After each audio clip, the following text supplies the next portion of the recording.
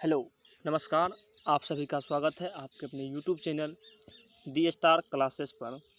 इस वीडियो में देखेंगे फिजिक्स के इम्पोर्टेंट ऑब्जेक्टिव क्वेश्चन को, जो कि बोर्ड एग्जाम के लिए बहुत ही इम्पोर्टेंट है और सारा का सारा क्वेश्चन बोर्ड एग्जाम में पूछा हुआ है। चलते हैं क्वेश्चन की ओर और देखते हैं पहला प्रश्न। पहला क्वेश्चन है, निकट दृष्टि दोष का निवारण किस लेंस से किया जाता है। निकट दृष्टि दोष का निवारण किस लेंस से किया जाता है। तो निकट दृष्टि दोष का निवारण अवतल लेंस से किया जाता है। निकट दृष्टि दोष का निवारण अवतल लेंस से किया जाता है। उसके बाद दूरदृष्टि दोष जो होता है उसका निवारण उत्तल लेंस से किया जाता है। और जरा दृष्टि दोष जो होता है उसका निवारण ये बायफोकल द्विफोक्सीय के होता है। तो इसका ऑप्शन नंबर पहला क्वेश्चन का सही आंसर जो हो जाएगा निकट दृष्टि यानी कि अवतल लेंस, ऑप्शन नंबर बी। उसके बाद देखते हैं नेक्स्ट क्वेश्चन नंबर सेकंड। ये भी बोर्ड एग्जाम में बहुत बार पूछा और बहुत हिट क्वेश्चन है। हीरा का अपवर्तनांक लगभग होता है।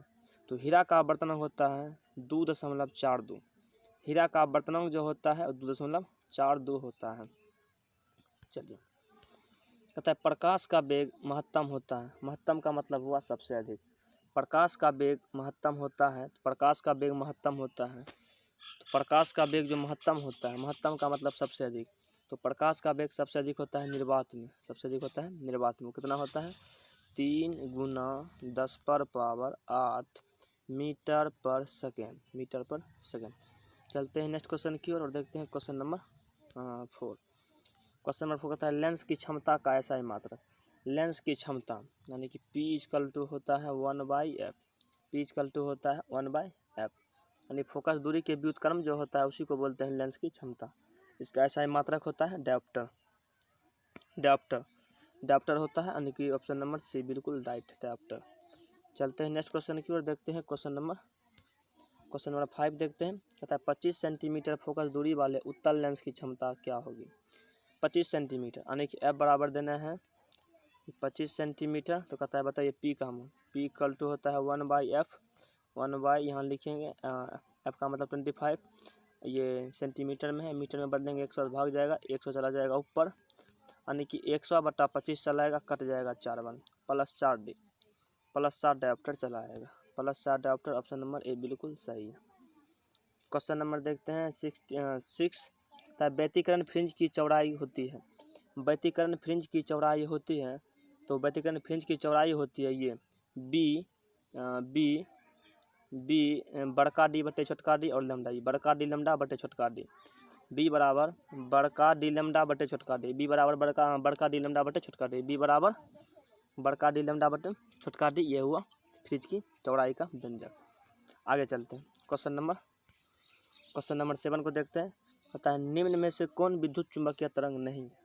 निम्न में से कौन विद्युत चुम्बकीय तरंग नहीं है।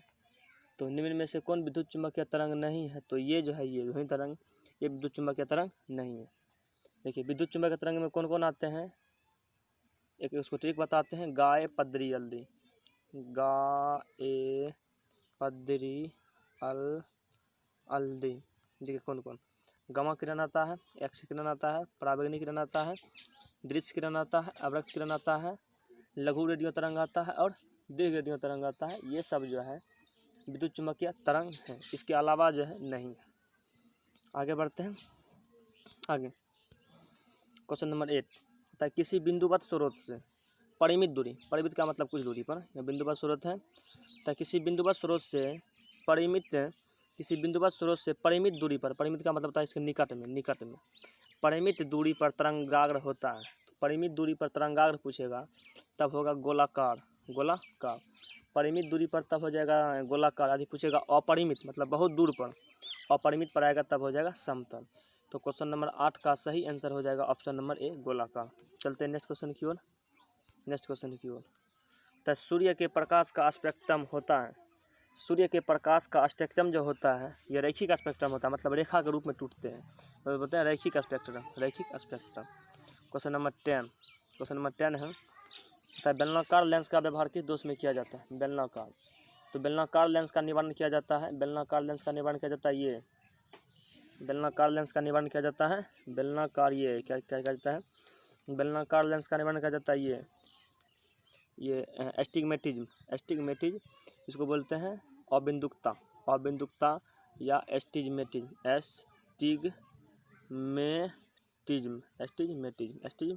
जिसमें रहता है बेलनाकार लेंस। अगर आप इसका PDF लेना चाहते हैं इस नंबर पर कॉन्टैक्ट कीजिए। अगर आप इसका PDF लेना चाहते हैं इस नंबर पर कॉन्टैक्ट कीजिए, आपको PDF मिल जाएगा। चलिए आगे बढ़ते हैं।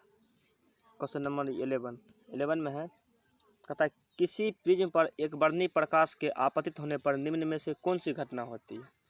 एक वर्णी का मतलब हुआ उसमें एक वर्ण है, एक वर्ण का मतलब उसमें एक कलर है। उसको यदि हम उसको क्या करेंगे, उसको यदि प्रिज्म पर आपतित करवाएंगे तो किसी प्रिज्म पर एक वर्णी प्रकाश के आपतित होने पर निम्न में से कौन सी घटना होती है। विचलन होता है। विचलन का मतलब थोड़ा सा मुड़ जाता है, थोड़ा सा मुड़ना या थोड़ा सा झुकना, थोड़ा सा मुड़ना या थोड़ा सा झुकना। यहाँ एक वर्णी प्रकाश से तब जाकर के विचलन होता है। यदि कहेगा सूर्य का प्रकाश से चाहे श्वेत प्रकाश से, तब हो जाएगा उसका वर्ण विक्षेपण हो जाएगा, यानी वर्णों में टूट जाएगा। आगे बढ़ते हैं। क्वेश्चन नंबर 12,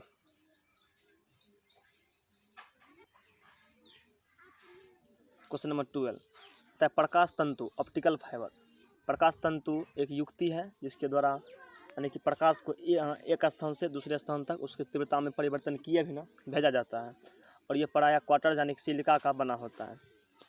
प्रकाश तंतु किस घटना पर आधारित है। तो प्रकाश तंतु पूर्ण आंतरिक परावर्तन पर आधारित। प्रकाश तंतु पूर्ण आंतरिक परावर्तन की घटना पर आधारित है। आगे बढ़ते हैं। नेक्स्ट क्वेश्चन देखिए, पता है कांच से हवा में प्रवेश करते समय प्रकाश का क्रांतिक कोण सबसे कम होता है। कांच से प्रकाश में प्रवेश करते समय प्रकाश का क्रांतिक कोण सबसे कम होता है।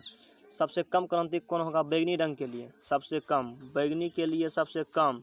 अब पूछेगा अधिक तो लाल के लिए अधिक, लाल के लिए अधिक, यानी क्रांतिक कोण बैगनी के लिए सबसे कम होगा और लाल के लिए सबसे अधिक होगा। आगे बढ़ते हैं। आगे तो जब माइक्रोस्कोप की नली की लंबाई बढ़ाई जाती है, तो जब माइक्रोस्कोप मतलब सूक्ष्म जिससे छोटा सूक्ष्म को देखा जाता है, जब माइक्रोस्कोप की नली की लंबाई बढ़ाई जाती है तो इसका आवर्धन क्षमता क्या होता है, ये भी बढ़ता है। जब माइक्रोस्कोप की नली की लंबाई बढ़ाई जाती है तो इसकी आवर्धन क्षमता भी बढ़ता है। Option number A. Question number 5 को देखिए। 5 तो जब प्रकाश की एक किरण ग्लास स्लैब में, ग्लास मतलब कांच होता है, जब प्रकाश की एक किरण ग्लास स्लैब में प्रवेश करती है तो इसका तरंग दैर्ध्य, जब प्रकाश की एक किरण सघन ग्लास स्लैब में प्रवेश करती है तो इसका तरंग दैर्ध्य घट जाता है, क्या कि इसका वेग भी घटता है, और तरंग दैर्ध्य भी घट जाता है। आगे चलते हैं।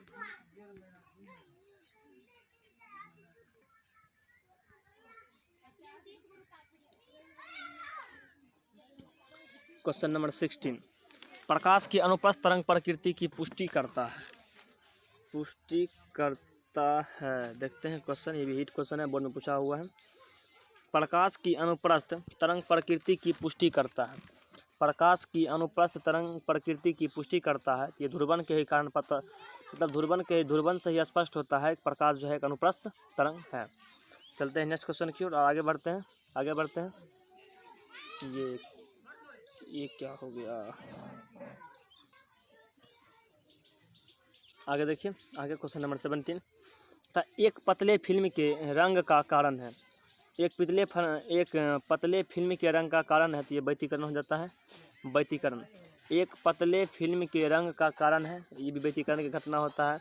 या एक पतले रंग का झिल्ली का जो मतलब रंगीन होने का कारण है, ये भी व्यतिकरण होता है। या ये क्या कहते हैं, तेल के यानी कि पानी के सतह पर तेल जो है चमकीला दिखाई देता है, ये भी व्यतिकरण के ही कारण है। क्वेश्चन नंबर 18 को देखिए। क्वेश्चन नंबर 18 कहता है बूस्टर का नियम है। तो बूस्टर का नियम होता है 10 IP बराबर म्यू, या म्यू बराबर 10 IP, यानी कि ध्रुवन कोण के स्पर्श या म्यू के बराबर होता है, यानी कि म्यू बराबर 10 IP या 10 IP बराबर mu. Option number C is बिल्कुल राइट है। आगे चलते हैं। क्वेश्चन नंबर 19 कहता है समतल दर्पण की वक्रता त्रिज्या होती है। समतल दर्पण की वक्रता त्रिज्या का मतलब होता है कि गोला का केंद्र से दूरी जो होता है ये कहलाता है वक्रता त्रिज्या। समतल दर्पण की वक्रता त्रिज्या, तो समतल दर्पण की वक्रता त्रिज्या अनंत होती है, अनंत। ऑप्शन नंबर बी अनंत हो जाता है। आगे चलते हैं। क्वेश्चन नंबर 20 कहता है मनुष्य की आँख के रेटिना पर किसी वस्तु का प्रतिबिंब होता है। मनुष्य की आँख के रेटिना पर किसी वस्तु का बना प्रतिबिंब होता है। तो मानव के आँख के रेटिना पर जो प्रतिबिंब बनता है हमेशा वास्तविक बनता है और उल्टा बनता है। वास्तविक उल्टा, ऑप्शन नंबर डी। वास्तविक और उल्टा, वास्तविक और उल्टा, वास्तविक और उल्टा। पूछेगा मानव नेत्र में कौन लेंस रहता है? उत्तल लेंस। प्रतिबिंब कैसा बनता है? प्रतिबिंब बनता है वास्तविक बनता है और उल्टा बनता है। और किस भाग पर प्रतिबिंब बनता है? रेटिना पर। पूछता है दान में कौन सा पार्ट दिया जाता है? दान में दिया जाता है कॉर्निया। आगे चलते हैं क्वेश्चन नंबर देखते हैं 21। कहता है आसमान का रंग नीला दिखने का कारण है। आसमान का रंग या आकाश का रंग नीला दिखने का कारण होता है ये प्रकाश के परिकिरणन के कारण, प्रकाश के परिकिरणन के कारण। आगे चलते हैं क्वेश्चन नंबर देखते हैं क्वेश्चन नंबर 22। कहता है प्रकाश वर्ष मात्रक होता है। प्रकाश वर्ष मात्रक होता है तो प्रकाश वर्ष एक मात्रक जो होता है ये दूरी का मात्रक होता है, दूरी का मात्रक होता है। यानी कि एक वर्ष में प्रकाश द्वारा तय की गई कुल दूरी जो होता है उसे ही बोलते हैं प्रकाश वर्ष। यानी का मतलब प्रकाश वर्ष जो है दूरी का मात्रक है, प्रकाश वर्ष दूरी का मात्रक है। नेक्स्ट क्वेश्चन कहता है हीरा चमकीला दिखाई देते हैं प्रकाश के डैश के कारण। यानी कि हीरा चमकीला दिखाई देते हैं प्रकाश के डैश के कारण। तो हीरा चमकीला देता है प्रकाश के पूर्ण आंतरिक परावर्तन, टोटल इंटरनल डिफ्रैक्शन। यानी कि पूर्ण आंतरिक परावर्तन के कारण, पूर्ण आंतरिक परावर्तन के कारण। उसके बाद देखिए क्वेश्चन नंबर 24। पता ट्रैफिक सिग्नल में लाल प्रकाश प्रयुक्त होता है क्योंकि। ट्रैफिक का सिग्नल जो होता है वहाँ लाल प्रकाश का प्रयुक्त होता है क्योंकि अगर बताइए कारण क्या है?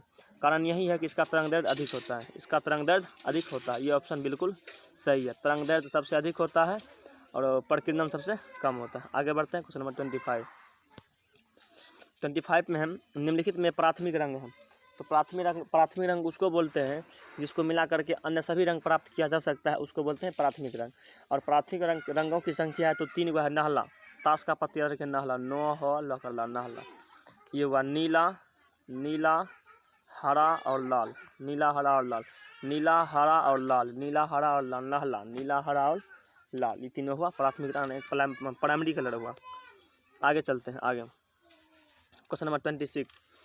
इंद्रधनुष बनने का कारण है। तो इंद्रधनुष बनने का कारण है ये प्रकाश का अपवर्तन भी है, पूर्णांतरिक परावर्तन भी है और वर्ण विक्षेपण भी, यानी सभ्य हो जाएगा ऑप्शन नंबर डी। इंद्रधनुष बनने का कारण जो है अपवर्तन भी है, पूर्णांतरिक परावर्तन भी है और वर्ण विक्षेपण, सभी हो जाएगा।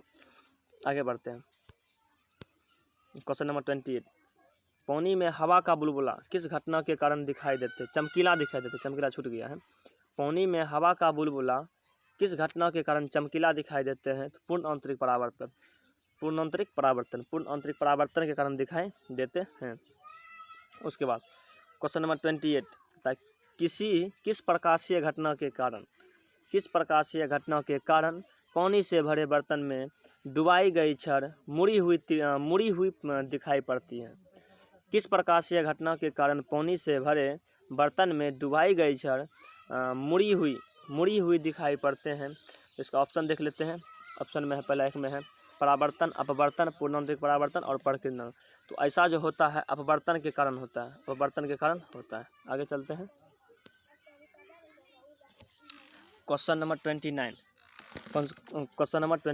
सुस्पष्ट दृष्टि की न्यूनतम दूरी है। तो सुस्पष्ट दृष्टि की न्यूनतम दूरी 25 सेंटीमीटर है, 25 सेंटीमीटर होता है। Question number 30। कांच से हवा में प्रवेश करते समय किस रंग का क्रांतिक कोण सबसे कम होता है? कहता है कांच से हवा में प्रवेश करते समय किस रंग का क्रांतिक कोण सबसे अधिक पूछेगा ललका, कम पूछेगा बैगनी। अधिक पूछेगा ललका, कम कहेगा अधिक कहेगा तो लाल, कम पूछेगा तो बैगनी। अधिक में लाल, कम में बैगनी। तो इसका राइट आंसर हो जाएगा ऑप्शन नंबर किस रंग का अधिक न है? अधिक का मतलब लाल हो जाएगा। और लाल रंग का तरंग दैर्ध्य भी अधिक होता है, और बाद जो है क्रांतिक कोण भी अधिक होता है। और सबसे मतलब क्रांतिक कोण कम जो होता है बैगनी के लिए होता है, लाल रंग के लिए अधिक होता है। उसके बाद देखिए सब्जेक्टिव क्वेश्चन है, शॉर्ट क्वेश्चन जो कि बोर्ड एग्जाम में पूछा जाता है। इसका आंसर आप कर लीजिए या इसका भी वीडियो बना दिया जाएगा। पहला कहता है क्रांतिक कोण किसे कहते हैं? ये देखिए मतलब इंपॉर्टेंट क्वेश्चन ये सब है। क्रांतिक कोण किसे कहते हैं? पूर्ण आंतरिक परावर्तन किसे कहते हैं? इसके 2 शर्त को लिखें। दृष्टि दोष कितने प्रकार के होते हैं? सभी का नाम लिखें एवं उसके निवारण के लिए उपयुक्त लेंस बतावें। ये सब 2 नंबरिया है, इसे लिख लेना है। पता है प्रकाश का विवर्तन किसे कहते हैं, लिखना है क्या होता है। लेंस की क्षमता से आप क्या समझते हैं, इसका एसआई मात्रक क्या होता है। प्रकाश के ध्रुवन से आप क्या समझते हैं। क्वेश्चन नंबर 7 है बूस्टर के प्रकाश के ध्रुवन के नियम को लिखें। तो बूस्टर का नियम लिख देते हैं, म्यू बराबर 10 इसको लिख देना है। पोलराइड क्या होता है, इसके उपयोग को लिखना है। आगे बताते हैं, आगे आगे आगे आगे आगे आगे आगे आगे हम खतरे का संकेत लाल रंग का होता है क्यों, खतरे का संकेत लाल रंग का होता है क्यों, तो इसका भी कारण है यह है कि उसका तरंग सबसे अधिक होता है और प्रकीर्णन सबसे कम होता है इसलिए। क्वेश्चन नंबर 10 आवर्धन एवं आवर्धन क्षमता, आवर्धन एवं आवर्धन क्षमता में क्या अंतर है। आवर्धन एवं आवर्धन क्षमता में क्या अंतर है अपना लिखना है। क्वेश्चन नंबर 11 प्राथमिक इंद्रधनुष एवं द्वितीयक इंद्रधनुष में अंतर बताएं। प्राथमिक इंद्रधनुष एवं द्वितीयक इंद्रधनुष में अंतर बताएं। क्वेश्चन नंबर 13 तरंगाग्र एवं द्वितीयक तरंगाग्र को परिभाषित करें। तरंगाग्र एवं द्वितीयक तरंगाग्र को परिभाषित करें। Wave front end secondary wave front, यानी कि तरंगाग्र एवं द्वितीयक तरंगाग्र को परिभाषित करें। क्वेश्चन नंबर 14 प्रकाश के अपवर्तन से आप क्या समझते हैं। प्रकाश के अपवर्तन से आप क्या समझते हैं। प्रकाश के अपवर्तन से आप क्या समझते हैं, क्या दूगो नियम भी है, क्या समझते हैं उसको नेक्स्ट वीडियो में देखेंगे। फिलहाल यदि आपको पता है तो क्वेश्चन पढ़ के उसका आंसर लिख सकते हैं। क्वेश्चन नंबर 15 प्रकाश के व्यतिकरण से आप क्या समझते हैं। व्यतिकरण से परिभाषा लिखना है। उसके बाद लिखना है आपको कि फ्रिज की चौड़ाई के लिए व्यंजक को लिख। फ्रिज की चौड़ाई यानी कि बताए थे बीटा बराबर बड़का डी लैम्डा बटे छोटका डी, बड़का डी लैम्डा बटे छोटका डी। चलिए तो इस सारा क्वेश्चन को देख लिए। इसी प्रकार का ही वीडियो पाने के लिए हमारे चैनल से जुड़े रहें। चलिए वीडियो को अंत तक देखने के लिए बहुत बहुत धन्यवाद। मिलते हैं नेक्स्ट वीडियो में, तब तक के लिए best of luck for the future.